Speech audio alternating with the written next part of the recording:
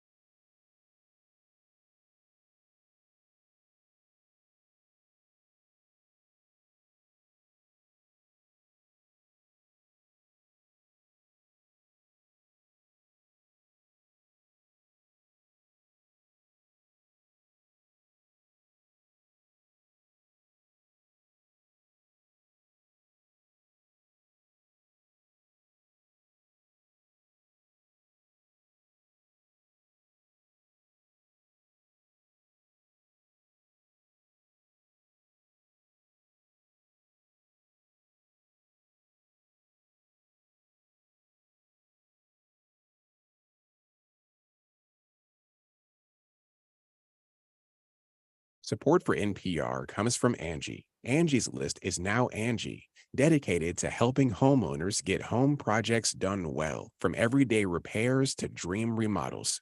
Reviews, pricing, and booking are at Angie.com or on the Angie app. This is NPR. Welcome to Friday. Welcome to KUOW's Week in Review. Good to have you. I'm Bill Radke. Two streetcar lines that don't work together, but should they? We'll discuss, and hopefully you can hear us over all the mosquitos. We'll explain. I have my panel of super journalists, Puget Sound Business Journal tech reporter, Alex Halverson. Welcome back, Alex. Thanks for having me, Bill. Political analyst, contributing columnist. Welcome back, Joni Balter. Hey there. KUOW politics reporter, David Hyde. Thanks for coming back, David. Hey, thanks, Bill. And you can stream this show on the YouTube, the Facebook. Just search for KUOW Public Radio. Okay, topic number one this week. Hundreds of downtown Amazon workers walked out of their Seattle offices to protest company policies. Power to the people. Power to the land. Power to the workers. The future's in our hands. Alex, you were there at this demonstration. What were they demonstrating about? I was, yeah. Broadly, it was just frustration with leadership. Leading up to it, people were frustrated with the RTO policy, climate inaction, and RTO meaning return to office. Return to office. Their 3 days per week policy, and then minimum, right? Or is it 3 days a week? That's what they're telling us. Okay. Yes, and then the pretty massive layoffs they had relative to the company earlier this year. Mm-hmm. So are those things were they making connections between all those complaints or not? They were. Basically, their connection is these are concerns Amazon employees are bringing up more and more frequently with leadership, and they just feel like leadership is not listening was kind of the connective tissue between a lot of them. It kind of seemed like they were bundling a couple of issues to get to the 300 or 400 people who were going to be there. And, you could just, are you frustrated? Sure. But let's add return to office. Let's add it to other frustrations, the many frustrations that you're describing. Well, yeah, you have two groups within Amazon who sort of helped organize this. The bigger, more organized climate action group, which staged the walkout in 2019. And then the growing group of remote advocacy that popped up in the Slack channel back in February. And the climate change issue is that Amazon has a big carbon footprint and they've not been reducing it as much as they promised? Not been reducing it, and they eliminated the shipment zero pledge, which was a pretty key part of the climate pledge that they made. I think it was to make all shipments 50% carbon neutral by a certain date. I think that was what it was, but basically they eliminated it without any internal communication. Employees were really upset because this was a big part of the climate pledge. A lot of them told me, hey, if they're eliminating this, we're kind of worried that as they try to keep up with productivity, as they try to keep up with profits, they're just going to sort of let the climate pledge slip away. And it seems like on that issue, Amazon's got to be more worried about what its customers think than what its employees think. Like, are they living up to this big climate pledge? We've got climate pledge arena, but if that's all BS, then, that might be a concern for some customers. On the other hand, most people I think are kind of like, is my package going to get delivered between 7 and 10 p.m. or not is the big issue there. I did want to ask you though about the return to work issue. It seems like polls are suggesting that it's not just at Amazon. There's a lot of workers who wish they could still be working from home. And the Times had this great anecdote from an employee saying that she made the decision to be a parent because of that remote work policy. And, I've heard other parents talk about the way in which the pandemic made it possible for them to have this kind of great work-life balance. And it was one of the things, back then where people were saying, maybe this will be with us forever, some of the good things from the pandemic. But it seems like now, capitalism is marching forward and we're not looking back. And there's just this gap between what some employees want and what Amazon is essentially going to do. Do you see them in any way kind of giving in on any of that stuff on return to work? It doesn't feel like they're going to, but a few years ago, they made this big, now it's looking more like a PR campaign, but we're going to be Earth's best employer, right? We were so customer focused for decades, right? Maybe at the expense of our employees sometimes. We're really going to listen to our employees. We're going to make this the best place to work. Employees have been telling them for the past few months, hey, we really want to work from home or not be forced to work in person. In October 2021, when Andy Jassy said, hey, we're going to lean in more into flexible and remote work conditions, a lot of people talked to their managers, talked to the directors, had verbal confirmations that said, hey, I can move away from an office, right? I can go move to Ohio or Minnesota. Maybe Amazon has offices there now. I don't know. But they had all these verbal confirmations and the culture was kind of getting better. Maybe they could up their productivity. I don't know about that. But again, Amazon sort of made these verbal promises. And now employees feel like this decision, which was made at the very highest levels, not among VPs, it was among Andy's senior leadership team. They feel like those have backed away from this promise to be Earth's best employer. Also, what I've read before, and I think I've mentioned it before, is that the average worker gained 72 minutes a day by not going into the office. And you can think of all the things that you do in those 72 minutes, most of them commuting. And also the Wall Street Journal this week had a piece about, in other industries and Amazon and many of them, all the reasons why people don't want to return to work. And they interviewed this woman on the East Coast somewhere, and she calculated that 3 days a week in the office for her meant an increased cost of $2,400 a month for daycare and the cost of, she had some expensive commute. My sense from talking to folks, Amazon is not going to go back on this. They're not going to go, 5 days a week would be a bridge too far, but 3 days a week is what it's going to be. And they're going to take whatever the heat is. Well, why is Amazon saying it's so important to them that employees be in the office?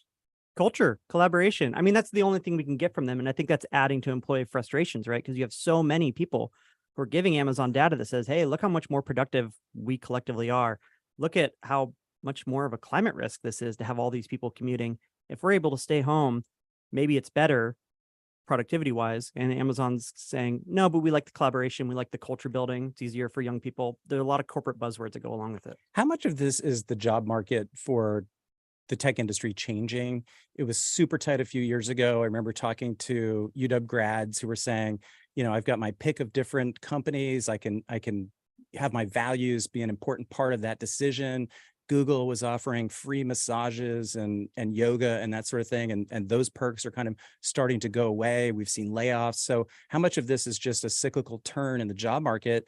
And now Amazon is more in the driver's seat and they have to, and yeah, employees are frustrated because they got used to being listened to and now they don't have to be listened to as much. I mean, is that part of what you think might be going on here?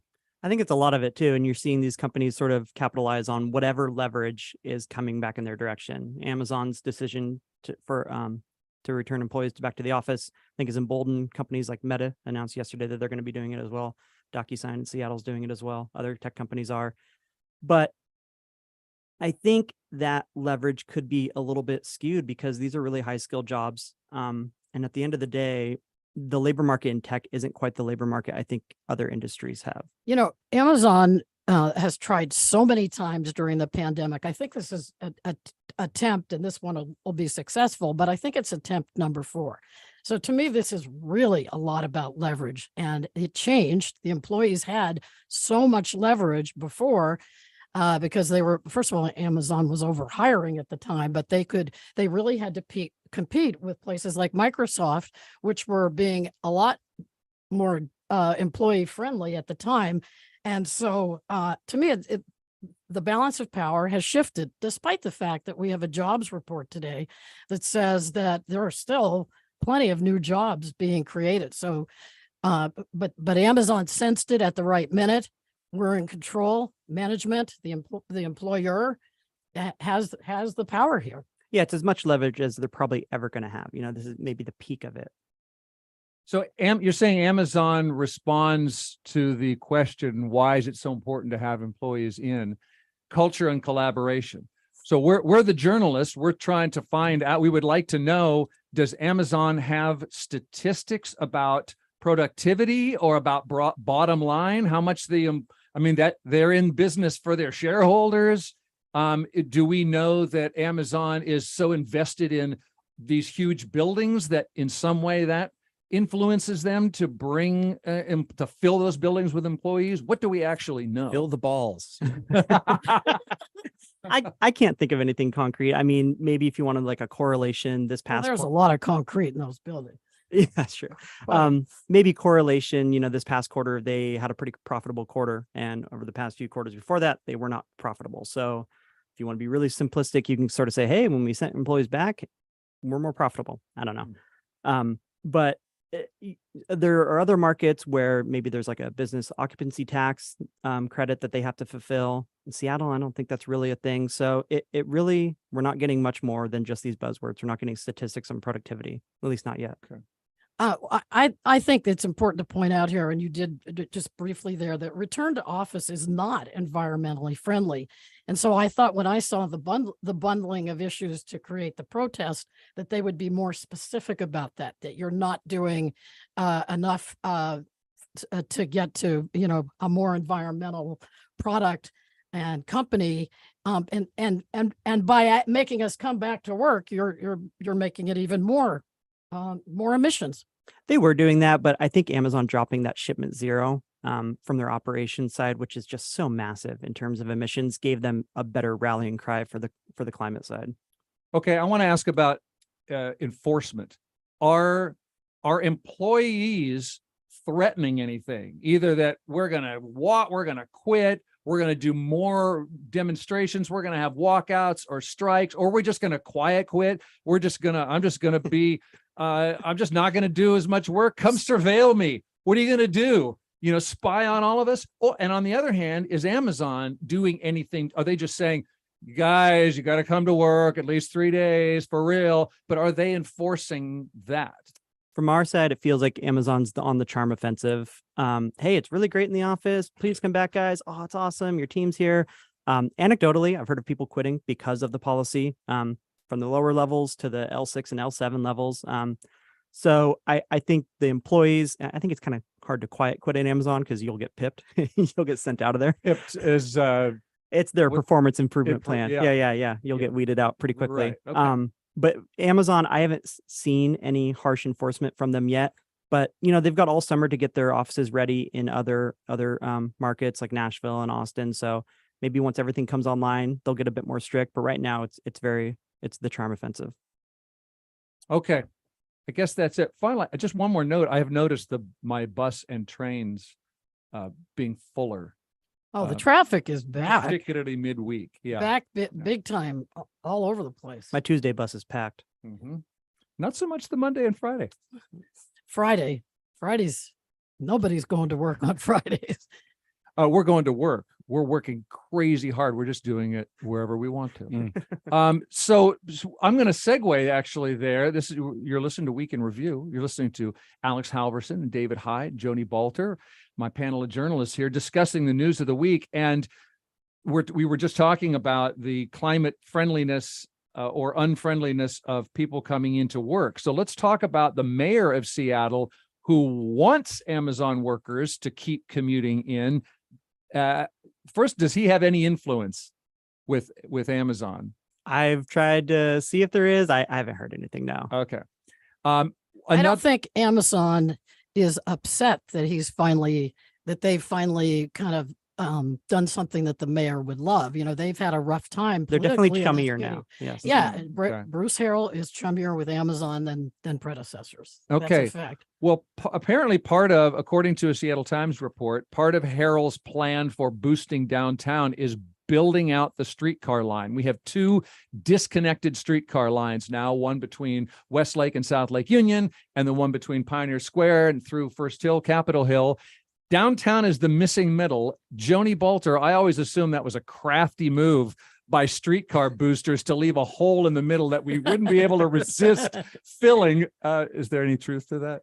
Well, look, you know, Bruce Harrell is looking at anything and everything to revitalize downtown. And so, yes, people are dusting off some of the earlier ideas and saying, what about this? And, you know, I don't think you can make a really easy argument for what they're now calling the culture connector, that it's going to be so, you know, much cheaper than the earlier iteration of this, or that it's going to be over budget and underused. It was, and the two existing lines underperform a lot. And even if you're going to say folks are going to be back in the office 3 days a week, that is not more than we're going to be here when the thing already had troubles and people were generally in the office 5 days a week. I mean, the only way it's environmentally friendly, this idea, is if people really ride it a lot, and there's no evidence of that. So I think it's a pretty tough sell, actually. Yeah, I sort of agree. I mean, I love personally riding streetcars. They're fun. When was the last time you rode a streetcar? I don't know. Here in Sometime Seattle. I rode them. Here in Seattle. When I do, what I like is it reminds me of an amusement park. It makes Seattle seem a little bit more like Disneyland, which is a lot of fun. You're calling it a trinket, right? Well, and I think, that's what Bruce Harrell's kind of getting at here. It's like a culture connector. It's this fun thing, these sort of candy colored cars that you can drive around on. But like you're saying, they're expensive. They're slow. We don't know where the money is going to come from, I don't think, to pay for this third one.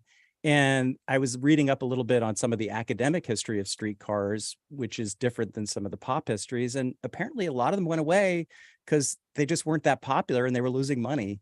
And so, it seems like Harrell's doubling down now or hoping to double down to try to save these things, because we have a pretty big investment in them. So that doesn't seem like the dumbest idea in the world, but whether or not it's going to work, I don't know. Well, there's federal money sitting here for planning, and I don't know if it's promised or expected, but they're thinking that the federal government is going to pay a lot. I still think, is that the best use of money that you can get for a transportation project when your other lines are underperforming? I really think this is the city's or the mayor's case to prove. Well, why is Mayor Harrell? You said that it's a cultural connector, but I'm sure he would like to spend money on other things if it's not going to bring in tax revenues. So who is he saying benefits? Just tourists? Or is he saying that businesses really are going to rake in money if the streetcar is built and the line goes all the way through town? I mean, this is part of revitalizing downtown, right? This is part of Harrell's vision. Amazon workers are coming back. We're going to take care of some of our concerns about public safety. And this is just a piece of that, right? But what does revitalizing mean, like in concrete terms? Making it more like an amusement park. I already said that. Okay, so it's just it's not. In other words, this is not a give to local businesses. If you think it's just going to be a little acute, it's going to be a cuteness factor, a San Francisco, rice-a-roni thing. Skittles colored cars and all that. I've heard two scenarios that I think are interesting. One is, this was actually presented to me as something they're really considering. What if folks get off the cruise ships and get a little app or something, and then they get on the, I guess the middle new culture connector and ride around to all these different arts events? I mean, okay, but I never saw Seattle really plan for itself by catering to cruise ships. That's one thing. Another scenario that was presented to me was it would really be great if people at South Lake Union could get to Capitol Hill, First Hill, by riding all the way through the line, the new line that they all connect. Really, is that maybe the longest possible way to get from South Lake Union to Capitol Hill? Will they be a circle? Will it connect in a circle, or be a one-way U-shaped? So you can't go from South Lake Union up to Capitol Hill. It sounds like that's the possibly the longest route that I've heard of, but maybe they could connect it if they have enough federal money. I mean, maybe it helps the central business district, as we help the, Amazon employees coming back to the Denny Triangle, and SLU helps that economic recovery. The All-Star Game Week and, burgeoning restaurant scene in Pioneer Square sort of helps Pioneer Square. But there's that sandwich in the middle, that central business district, which is, we work down there. It's kind of languishing, and maybe this adds a little life to it, injects some life into it. But, it's quite a few years off as well.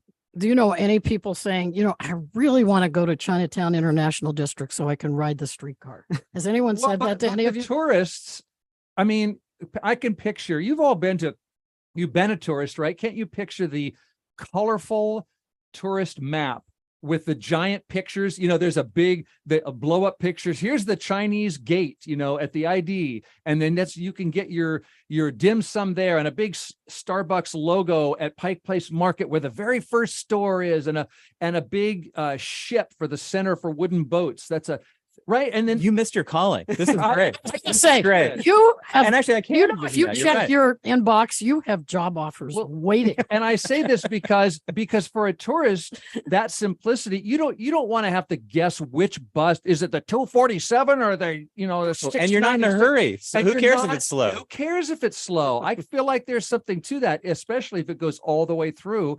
And again, because that makes it much simpler. You're not thinking about, there's this line over this part of town, that line. I mean, for that, now the question of whether that narrow use is enough, will it make enough money?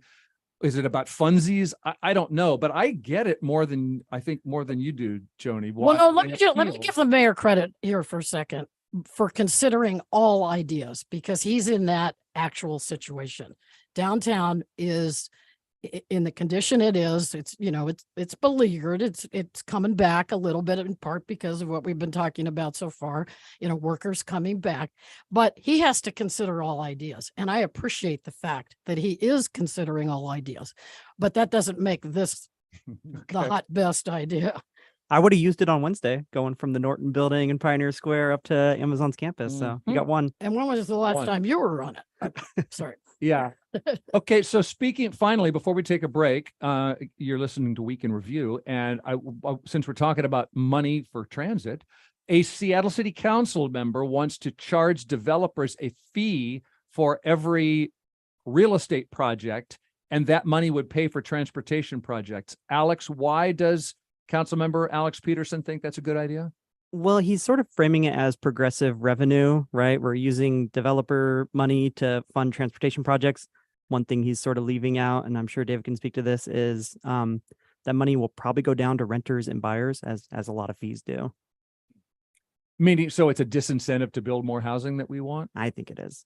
Yeah, it seems like, we were talking about this a little bit before the show, but it seems like a few years ago, the idea of these kinds of fees would have been more palatable to transit advocates. And increasingly, there's just concern that there's not enough housing, and that anything you create that creates that disincentive is going to be a problem, when it comes to it. And so I wonder if the politics here in the city may have shifted a little bit. So I'll be very curious to see how the city council votes on this. I think for Alex Peterson himself, who's not running for re-election, he's never been a huge fan, I would say, of growth and development compared to some other council members anyway. So if this kind of gums up the works a little bit, I'm not sure that he's super concerned about. But Lisa Herbold on the city council sounded like she's, going to be supportive of this. And so, I guess we'll see what happens.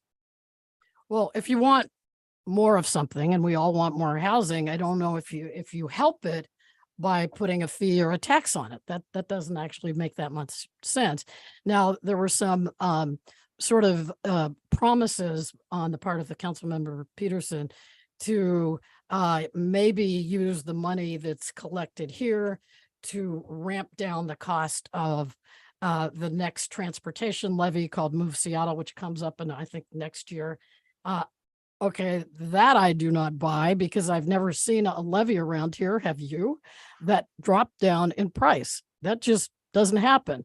And it's not even clear that Alex would be here to maybe affect that. So, this is going to take some scrutiny, and I don't know how much other council members are supporting it.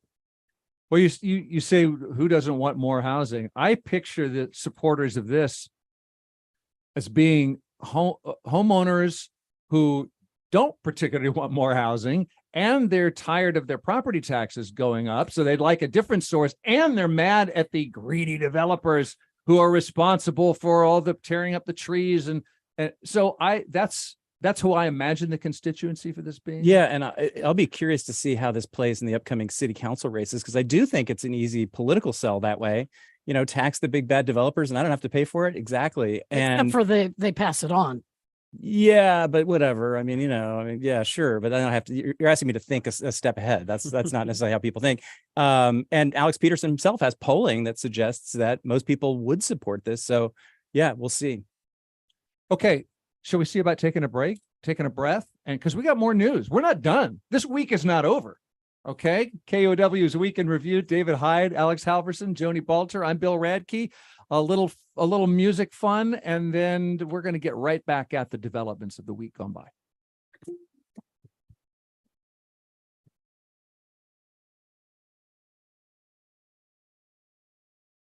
Support for KUOW comes from UW Medicine, where the same doctors caring for patients are also advancing medical research and teaching the next generation of physicians. More at uwmedicine.org/care. UW Medicine, a higher degree of healthcare. You are listening to Week in Review on 94.9 KUOW, Seattle's NPR news station. It's 12:31, sunny and 63 degrees in Seattle. Forecast says we'll get up to at least 72 today. Support for KUOW's car donation program comes from local Kia dealers. The 2023 Kia Soul comes with a standard suite of advanced collision avoidance technologies and gets up to 35 miles per gallon. More info at kia.com. You are understanding what happened this week with KUOW politics reporter David Hyde, political analyst Joni Balter, and Puget Sound Business Journal tech reporter Alex Halverson.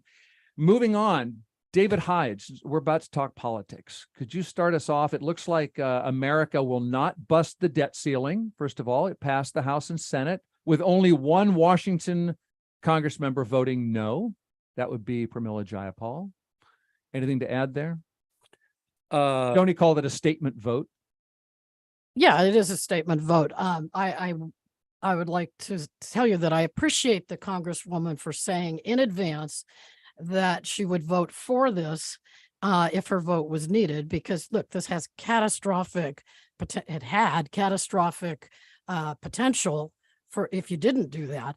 But because there were enough votes in a very manufactured crisis by the Republicans, this thing did not need to come to this and make everybody worried about different checks coming and all these different things. But that happens all the time. That's been happening for years and years. Yes, indeed. But the thought about this was that, did you read the quotes from some of the other members of our delegation? Nobody liked this package on any side, and nobody in our delegation liked it. But when you're staring at catastrophe, you kind of have to, you have to grown up. Yeah, I just made that. You have to put up with compromise. You got to do the compromise thing, which, is people actually independent voters, if you ask them, like that quite a bit. But what about I would have voted for it if I had to, and I didn't, so it doesn't matter. Right. Yeah. Okay, yeah, but as long as everybody, wait a minute, as long as everybody understands what's going on. Yeah. Cool. Yeah. Also passing both the House and Senate is a repeal of President Biden's college student debt relief plan. That repeal was passed by Republicans, plus in the House, 2 Democrats, and one of them is our newest Congressmember Gluesenkamp Perez in Southwest Washington. David, why did she oppose forgiving student loans? Basically, she tweeted, I'm paraphrasing here, but I'm not going to help you fancy college kids in Seattle with student loan debt relief unless you help our kids here in Southwest Washington with tech college support and that kind of thing, technical training jobs. That's been her big issue. Some Democrats at least, freaked out about this. Prominent Seattle Twitter left blogger David Roberts said this is just transparent BS or whatever. He said the full word there. And I think what he means is that, like the Pramila Jayapal vote, this was a statement vote. It was a symbolic vote. She represents a very red part, or at least a red part of Washington state. This is a district that voted for Trump in 2020. 538 gave her a 99% chance of losing that district. So trade school was one of her big issues. She ran this kind of left populist centrist thing. And, part of that too, it wasn't just debt relief. She said something which would be horrifying to a lot of Seattle voters. She opposes an assault weapons ban, but that essentially works. And so, I guess the question is, does it help or hurt her politically? Or that's one question. Does it help or hurt her politically? I'll answer that. I think it helps her. I interviewed her recently for Seattle University program. And, this is exactly what she said she was going to do, this kind of a vote. And again, it has that, if you want to call it that statement, but this is different. This was a resolution. This did not have impending doom attached to it. And actually this one isn't going to end up counting because either the court is going to decide or the president's planning to veto this. Right. And there's not enough votes to override him. So I can see the comparisons, I'm not going to argue there aren't, but I think it helps. She didn't get on there and tweet, my vote doesn't matter. So don't worry so much. Yeah, well, she didn't, because she, this is what she said she was going to do.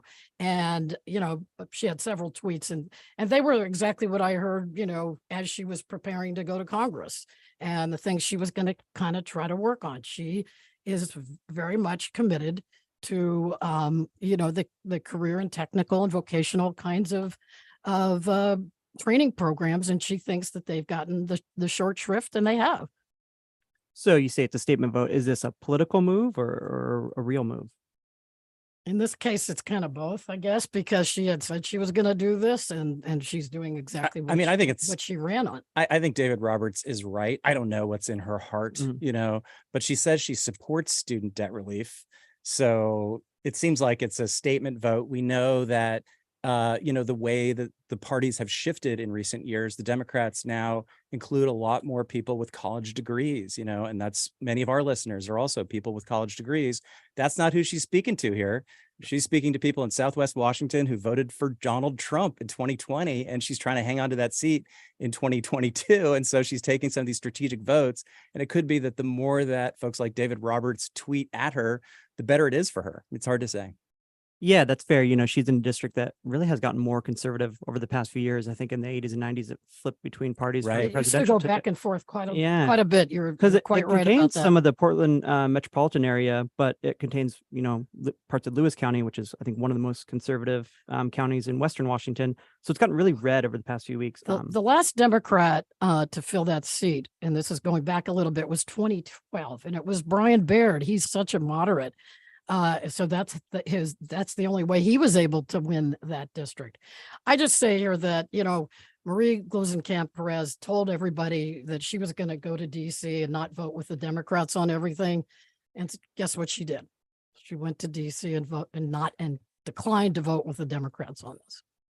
Yeah, that was my reaction, that this didn't surprise me. It sounded like a census Democrat. Fiscal responsibility. It's expensive to do this. But David, I got the impression from you that this is not necessarily what you expect from a centrist Democrat. I mean, she's trying to do something, I think, a little bit different than centrism. She's trying to take on what she sees as the faux populism of the MAGA Republicans, right? Who say, we're going to solve your problems. Folks who are Obama to Trump Democrats or former Democrats, especially in Southwest Washington, but also Grays Harbor County, Mason County, all these folks that flipped from Obama to Trump. She's saying, I'm really going to help you. So, I care about trade school. I'm going to take on the big corporations potentially when it comes to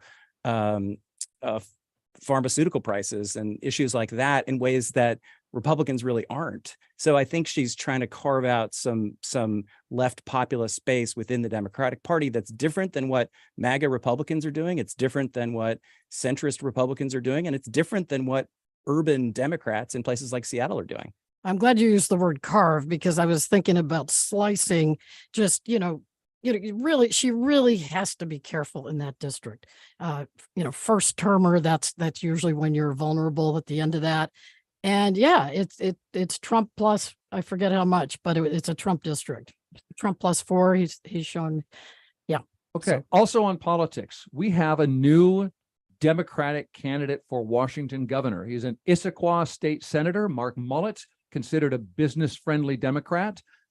Since David, politics reporter David Hyde, since we have 2 other Democrats running who have far more statewide name recognition, how important then is Mark Mullet's candidacy? I've been waiting to say this all day. The mullet is back. I was going to say that he thankfully doesn't wear a mullet. He doesn't. My 16-year-old son, though, is threatening to get one. So the mullet literally may be back in my house. Are you saying he's business friendly up front? Oh, that's good. Yeah. Party friendly Democrat. And we in the can't back. tax our way out of every problem in the back. Yeah. that was nicely done, Bill. Very nice. Yeah, I mean, so what lane is he trying to run in here? In the primary, I think it's going to be really tough for him because, as you say, 2 big name Democrats, including Bob Ferguson, occupying up a lot of that space. And then right to the center, Dr. Raul Garcia, a Republican who ran last time, is trying to run again as a centrist Democrat. Didn't work for him in 2020, but we'll see this time. And there's also going to be some MAGA Republican candidates getting in. I think his proposition here seems to be, if he gets through the primary, he could be a formidable opponent to whichever other Democrat makes it through, whether that's Bob Ferguson or Lance Commissioner Hillary Franz, because he's going to get all of the Republican votes at that point with his business-friendly, policies. And some of these independents and centrists might go for him as well. We haven't seen a Republican elected in Washington State since 1980.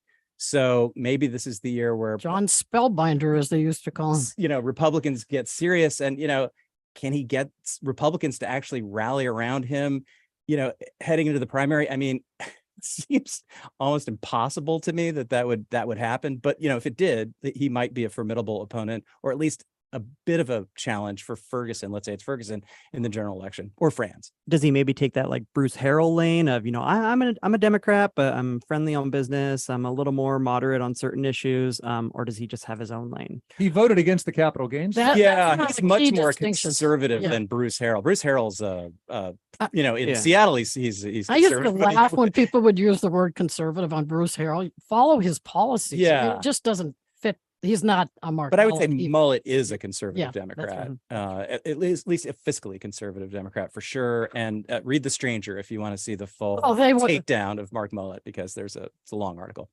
Well, where would he get the votes to beat Franz or Ferguson? Well, here's what I was wondering. I knew the word lane was going to come up here.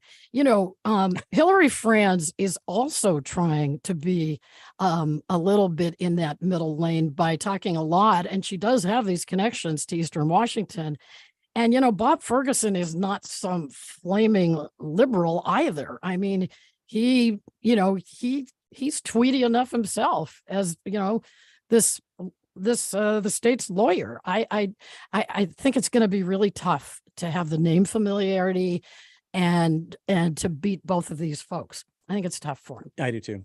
And also the field on the other side is not set yet, because there's plenty of talk right now about, speaking of the 3rd district, the former representative from there, the Republican representative, Jamie Herrera Butler, potentially running for governor. Oh, anyway. Yeah, I don't think. Okay. I think That's she'd have okay. a hard time too, because Republicans don't like her because she voted to impeach Trump. So that would He be seemed tough. to have less of a lane than than Mark Mullet. But yeah, Caleb Heimlich, head of the state Republican Party, told me that he's been talking to some big name business folks who could get in. So who knows? There could be some big name sort of Republican-y independent types getting in as well. So I guess we'll see. The stranger's hot take had to do with the opposition to Mark Mullet from big Democratic Party power players like the teachers union and the service employees union, that they can't stand that guy. If you can get the stranger's knickers in a knot, it's not exactly a bad day, is it? Yeah, but there's a long list of things that will, I think, give some Democrats pause about voting for Mark Mullet, is all I was saying. Oh. Yeah, although, last thing I'll say, it is interesting that Ferguson came out with an attack ad the day Mullet announced. I mean, I think that does tell you that How he Ferguson has a feels little about bit it. of a concern about Mullet getting through the primary. Okay, more politics talk to come. That's our politics reporter, David Hyde. We've got Alex Halverson here from, of course, Puget Sound Business Journal, and columnist Joni Balter, all waiting to, we're going to take a little break, and then we're going to slather on the deet, and we're going to wrap up talking about what else happened this week. Stick around.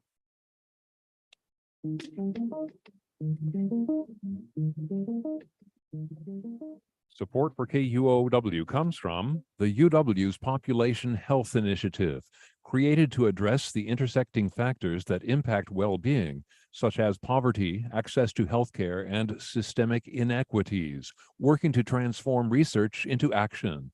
uw.edu/population health. I'm Julian Marshall, host of BBC News Hour. On today's programme, why is Japan's birth rate continuing to fall? Austrian and Danish citizens released by Iran in a prisoner swap. And Cheers, the bar of the American TV sitcom up for sale. You will hear those stories and a whole lot more today on BBC NewsHour. It begins at 1 p.m. right after Week in Review on 94.9 KUOW. Support for KUOW comes from the Museum of Flight, presenting Art and Flight, exhibits and events bringing together new and contemporary art, performance, and music to express the experience of flight. Opens June 10th with drawing workshops, family art activities, and buskers. Info at museumofflight.org. This is KUOW's Week in Review. I'm Bill Radke. The Northwest's warming climate is wonderful, as long as you're a mosquito. Scientists at the nonprofit Climate Central say that in recent decades, our mosquito season has grown longer by more than a month. Here is an invertebrate researcher named Marie Code. With changing climate, there's winners and losers, and a lot of pest species are winners. The warmer the weather, the faster they reproduce. Have you all noticed more mosquitoes in recent years around here? I've noticed more bugs that I don't recognize around as it gets warmer, and sort of like not right now exactly, but closer to the beginning of July. Yeah. More bugs, definitely. Last summer, we were talking about this. Up in North Seattle, there were just tons of these big stink bug beetles.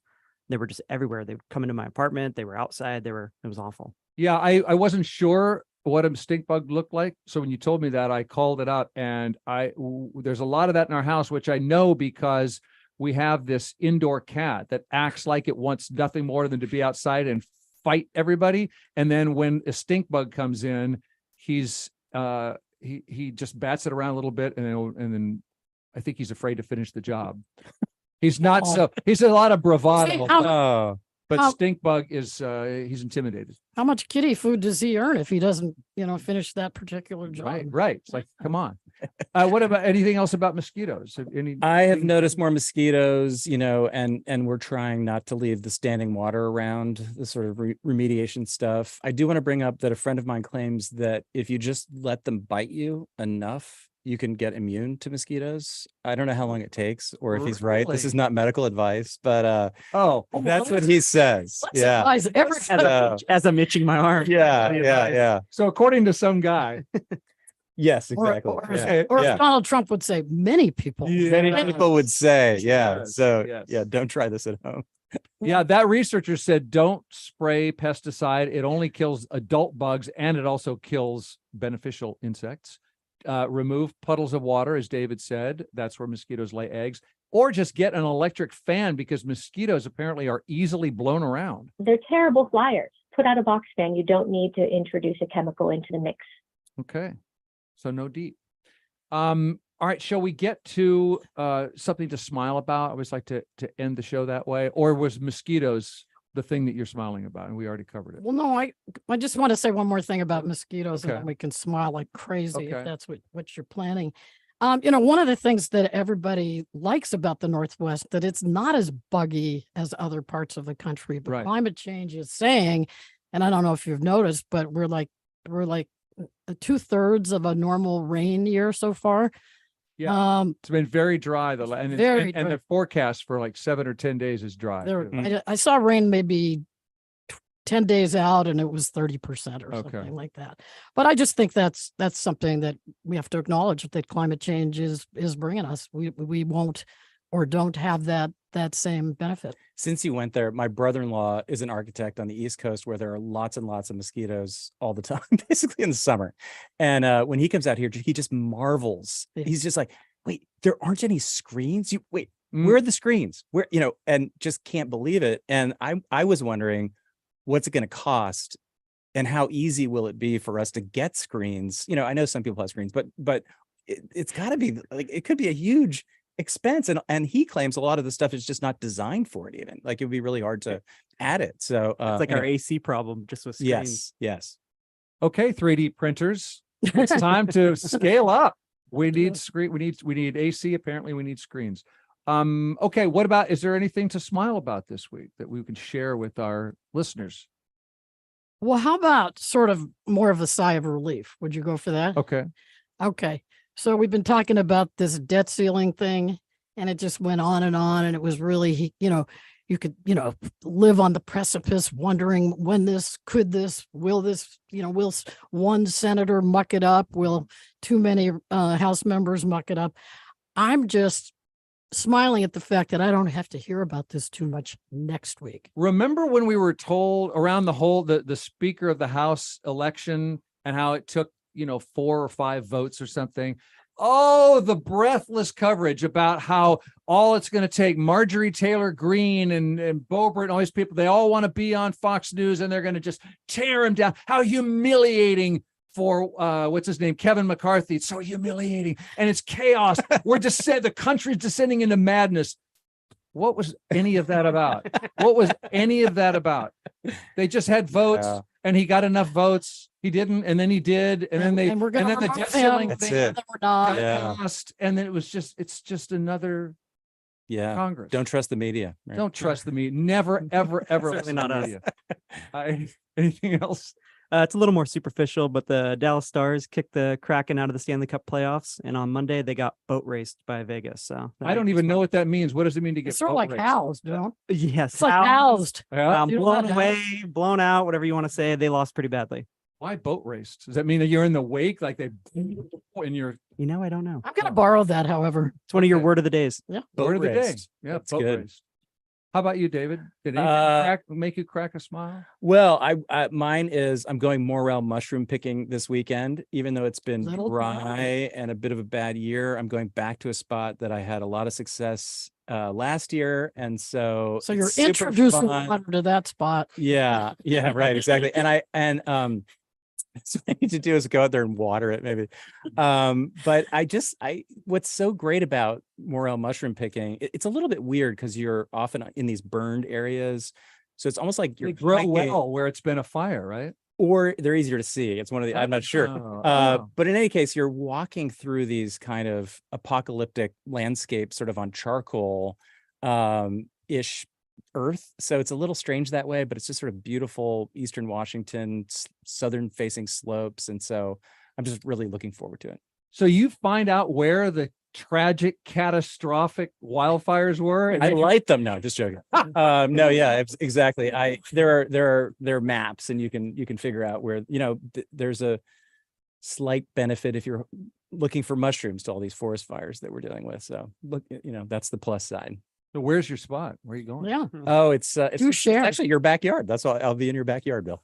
Mercer Island or? No, I'm just making that up. Oh, okay. My backyard. I'm not telling you.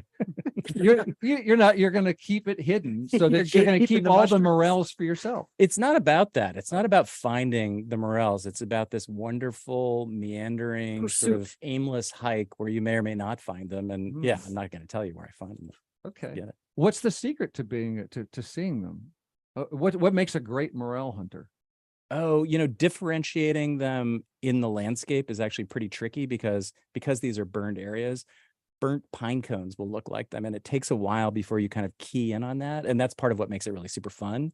I will say my kid is much better than I am at it. I've got these progressive lenses. I can barely see the ground.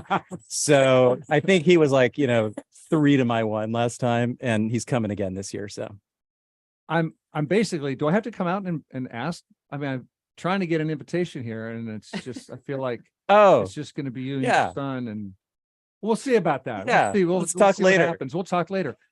Alex, anything making you smile this week? Oh, I already did mine, but thanks. Oh, yeah, right. The boat racing. Yeah. Sorry. Well, I got one for you, and it actually comes with a question to you, the listener. So please sit up and take notice. Axios Seattle reported on trendy baby names, and apparently nationwide for girls, Everly is big, and possibly because there's a YouTuber who I now know about named Everly, who's gets tons of likes because she tells you to give the big thumbs up. And for boys, Alexa, Alexis, Alyssa, those are all down. You can understand why. Yeah. Hey, Alexa. No, not you. Right. That's the guess. But in Washington State alone, because I couldn't see it in any other state, trendiness as defined by a percentage jump in popularity, it was a name for boys that in Washington State is 18 times as popular was last year as it was the year before. And that name, does anyone know the name of the Greek Titan condemned to holding up the pillars that support the heavens? Now typically pictured with the earth on his shoulders. Atlas? Atlas is the. Oh my gosh. I know a new baby Atlas. What? Really? Oh my gosh. You're kidding. You're kidding me, because No. I've never heard of a baby named Atlas, and I want to ask listeners, but I can ask Baby you. Atlas, hang on a second, was born in London to it's through friends. This isn't a relative of mine, but I don't know why. I was gonna ask, but that sounded like the wrong question. Why? Why Atlas? Is it's libertarians. That was my who first guess. support Ayn Rand. Yep. And actually, I don't know the answer. David Shrugged. It's not Atlas Shrugged. I really didn't know the answer. That was where my mind went. Atlas Shrugged. But libertarians, I don't associate them with Washington State particularly. Oh, well, actually, this is a very libertarian state. Yeah. Can be Okay. in statewide votes. I thought, well, maybe we want to communicate to our kids that they bear the weight of the world on their shoulders. It's up to you. Yeah. No pressure, kids. I'm the strong one. I'm not nervous. I'm as tough as the crust of the earth is. Oh, Okay. I move mountains, I move churches, and I glow because I know what my worth is. Of course. I mean, hey, All parents know this reference, and no one else does. But this is the Disney movie Encanto, where this character feels the weight of the world, and it's her job to fix everything, and she's afraid she's getting weaker. So my question to listeners and to Joni Balter, if she can get me some digits, I want to know if you have had or are contemplating naming your child Atlas, or know somebody who's done that. Let me know. Okay. My email address, bradke. Yes, David? No, I'm just going, this is great. Yeah, I want to know, and I want to meet you. Why it's so trendy? Why 18 times more popular? bradke@kuow.org. Okay. Let's hear a little bit more. He is frustrated. I can run with the if I fall to pressure like a Our panelists today on Week in Review, no pressure. They handle it every time they step up live. And Alex Halverson from Puget Sound Business Journal, tech reporter there. He delivers. Thank you, Alex. Thanks, Bill. A political analyst and contributing columnist, Joni Balter. Thank you, Joni. Thank you so much. KUOW politics reporter, David Hyde. Thank you so much. Thanks, Bill. You all hung the moon to me. You hold the earth on your shoulders. This show is produced, by the way, by a titan of production. Kevin Kniestedt produces Week in Review. The social media and live streaming comes to you courtesy of Tio Popescu and Juan Pablo Chiquiza.